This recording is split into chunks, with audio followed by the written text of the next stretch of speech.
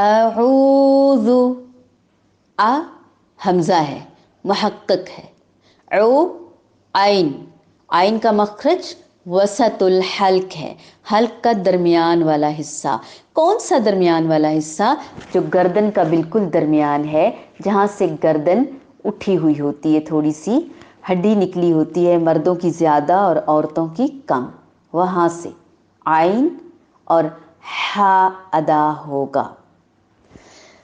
واو اور پیش کے لیے ہونٹوں کو گول کیا جائے گا. اعوذ، ذال کو نرمی سے ادا کیا جائے گا. باللہ، اللہ تعالی کے نام کو باریک پڑھا جائے گا کیونکہ اس سے پہلے زیر آئی ہے. اعوذ باللہ من الشیطان، تو حروف مستعلیہ میں سے ہے، موٹا پڑھیں گے. اعوذ باللہ من الشیطان الرجیم، را زبر ہے، پر پڑھا جائے گا. سورۃ الرا، موٹا پڑھا جائے گا کیونکہ اس کے اوپر زبر ہے. سو، واو پہ ہونٹ گول کریں گے اور ایک الف کے برابر لمبا بھی کریں گے. سورۃ الفاتحۃ، الفاتحۃ، ال حمزہ وصلی ہے، اس کو زبر دے کر جوڑیں گے. جب بھی الف کے بعد حرف لام آئے گا اور الف جوڑنے والا ہوگا، اصلی حمزہ نہیں ہوگا بلکہ وصلی ہوگا، وصل جوڑنے سے ہے تو ہم پھر اس کو زبر دیں گے. یہ بھی قاعدہ ہے. سورۃ الفاتحۃ، اگر ملا کے پڑھیں گے تل، اگر الگ الگ پڑھیں گے سورۃ الفاتحۃ، الفاتحۃ. سورۃ الفاتحۃ مکیہ، مکیہ. حمزہ وصلی کے بارے میں مزید میں انشاءاللہ آپ کو بتاؤں گی. سورۃ الفاتحۃ مکیہ. بسم اللہ الرحمن الرحیم،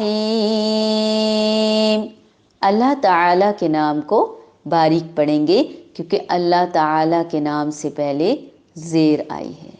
سین کو سیٹی کے ساتھ سختی کے ساتھ ادا کریں گے. بسم اللہ الرحمن الرحیم. الحمد، الحمد للہ، اللہ کے لام کو باریک پڑھیں گے کیونکہ زیر آئی ہے اس سے پہلے. رب، رب العالمین، یہاں بھی حمزہ وصلی ہے، یہ الف لکھا ہوا ہے جو، اگر ربل پڑھیں گے تو یہ ڈراپ ہو جائے گا، یہ حذف ہو جائے گا. لیکن اگر اسے الگ، رب کو الگ پڑھیں گے تو اگلے لفظ کو، اب لام چونکہ ساکن ہے اسے جوڑنے کے لیے ہمیں الف کو ساتھ ملانا چاہیے اور ملانا پڑے گا. الف کو ملانے کے لیے اس کو زبر، زیر اور پیش دیں گے. ویسے کیسے ملائیں گے؟ دونوں ساکن ہیں. الف کو ملانے کے لیے، حمزہ بنانے کے لیے زبر دیں گے کیونکہ اس کے بعد حرف لام آیا ہے. ہمیشہ یہ قاعدہ یاد رکھ لیجیے. العالمین، رب العالمین. اسی طرح اگلی آیت پہ آئیں گے تو بھی الرحمن، الرحیم، الرحمن الرحیم، الرحمن الرحیم. مالک یوم الدین، حمزہ وصلی اور الف کے بعد، حمزہ کے بعد جب حرف لام آئے، یہ آپ کو سمجھ آ گیا ہوگا، اس کو زبر دینی ہے. یہ یاد کریں گے تو پھر میں زیر اور پیش کا قاعدہ سمجھاؤں گی کہ کب اور کیسے اس کو زیر یا پیش دینی ہے. یہ 3 آیات ہم نے ترجمے کے ساتھ پڑھ لی تھی.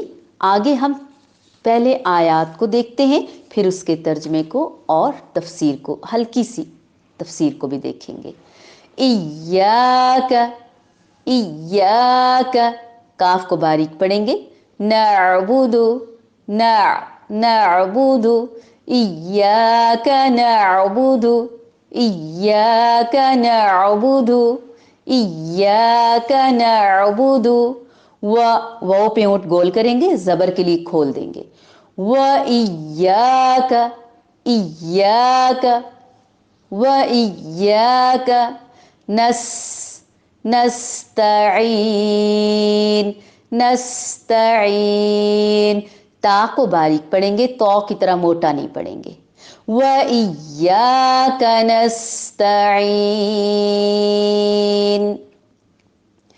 इय्याका नअबुदु व इय्याका नस्तईन, इय्याका नअबुदु व इय्याका नस्तईन।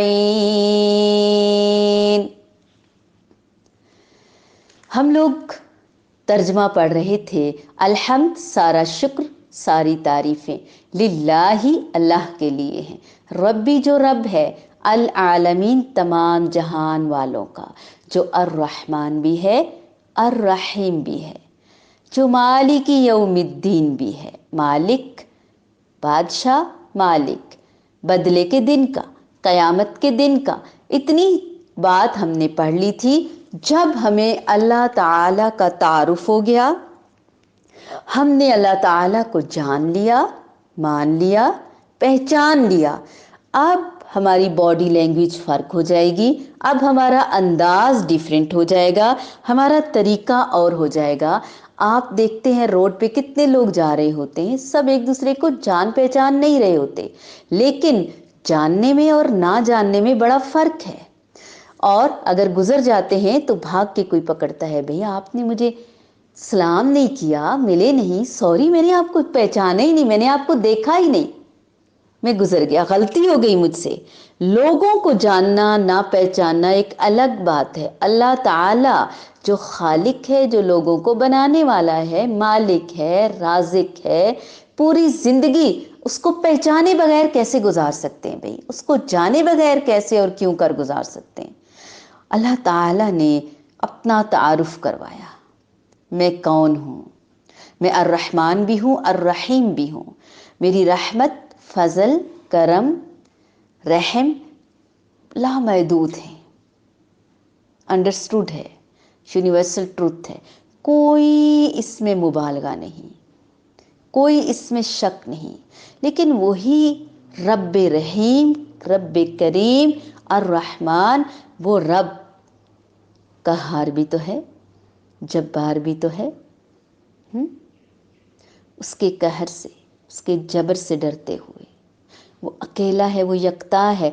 आज जो अर्रहमान और अर्रहीम है, आज जो हमें देख रहा है आमाल करते हुए, क़यामत के दिन भी वो अकेला रब होगा, सिर्फ वही मालिक होगा हमारा। फिर आज जो हमारे ऐबों पर पर्दे डाले हुआ है, इस इंतज़ार में कि हम तौबा करेंगे, हम रुजू करेंगे, हम डरेंगे, हम अपने आप को बदलेंगे, और बदलने के लिए ही तो हम कुरान पढ़ रहे हैं। जब हमें मारिफत नसीब हो जाएगी, जब हमें अल्लाह ताला की पहचान हो जाएगी, वल्लाह सर से पाँव तक हम बदल जाएंगे। हम लोगों की वजह से, दिखावे की वजह से कोई अमल नहीं करेंगे, बल्कि हम सिर्फ अल्लाह ताला के लिए अमल करेंगे। हर नमाज की हर रकात में हम अल फातिहा पढ़ते हैं, सोचे समझे बगैर, उसका अच्छे तरीके से अदायगी किए बगैर। मोमिन और काफिर का फ़र्क यही है कि वो अल्लाह ताला को पहचानता है, उसकी रहमत के काबिल बनाता है। वो अर्रहमान सब के लिए है, लेकिन अर्रहीम सिर्फ वो मुसलमानों के लिए होगा, मोमिनों के लिए होगा क़यामत के दिन। अल्लाहुम्मा जअलना मिनहुम, ऐ अल्लाह हमें भी उनमें शामिल फरमा। जब अल्लाह की पहचान हो गई, बेइख्तियार इंसान पुकार उठा, इय्याका नअबुदु व इय्याका नस्तईन। इय्या सिर्फ, का तेरी, ना हम, आइन बा दाल अब्द, इबादत करते हैं, बंदगी बजा लाते हैं। اللہ تعالیٰ نے انسانوں اور جنوں کو صرف اپنی عبادت کے لیے پیدا کیا ہے. وَمَا خَلَقْتُ الْجِنَّ وَالْإِنسَ إِلَّا لِيَعْبُدُونَ. صرف تیری عبادت کرتے ہیں اللہ، کوئی شرک نہیں کرتے، کسی کو دیکھ کے نمازیں لمبی نہیں کرتے، کسی کی وجہ سے نیک عمل نہیں کرتے، ریاکاری نہیں کرتے، دکھاوا نہیں کرتے. اور ایا صرف، کا تجھی سے، نہ ہم، استعین مدد مانگتے ہیں. عین واو نون اس کا روٹ ہے عون، معاون مددگار.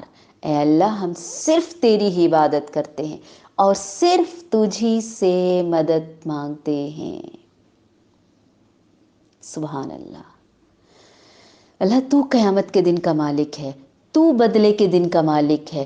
یوم لا تملک نفس لنفس شیئا. اس دن کوئی کسی کے کام نہیں آئے گا.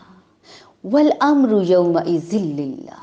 سورۃ الانفطار میں اللہ تعالیٰ فرماتے ہیں اور ہم کانپ جاتے ہیں. اس دن کوئی ہستی کسی ہستی کے لیے بھی کوئی اختیار نہیں رکھے گی. سارے کا سارا معاملہ اللہ تعالیٰ کے ہاتھ میں ہوگا.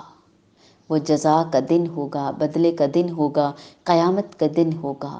میں عاجزی کے ساتھ، خشوع کے ساتھ، خضوع کے ساتھ، کمال توجہ کے ساتھ، کامل یکسوئی کے ساتھ، ڈر اور خوف کے ساتھ، ایمان کے ساتھ تیری محبت میں عبادت بجا لاتے ہیں. ہم سب اللہ، ہم ایاک نعبد و ایاک نستعین، یعنی فیل کیجئے اس کو اور پھر نماز ادا کیجئے، پھر دہرائیے. جب اللہ سے بات کرنی ہو ان الفاظ کے ساتھ اللہ کو دہرائیے.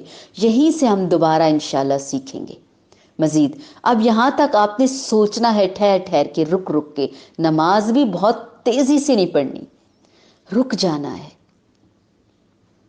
رو پڑنا ہے اللہ کے آگے.